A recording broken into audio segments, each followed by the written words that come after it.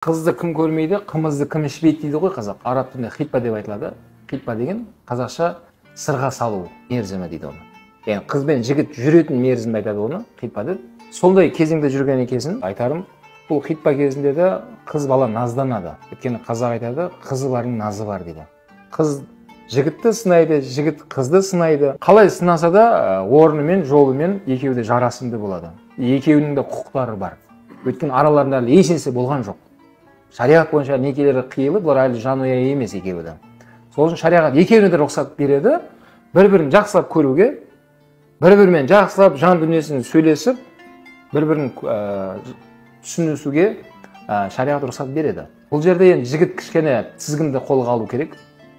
Бұл отбасының сол екі жаңағы үстін деп айттым ғой, жігіт пен қыз. Екеуінің ішіндегі ең жаңағыдай жауапкершілік көбірек артылады ол жігітке.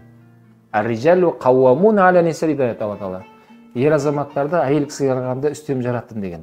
Ол аяттың тәпсірінде кейбір ғұламалар ер азаматқа әйел кісіге қарағанда көбірек жауапкершілік артылды деп айтқан.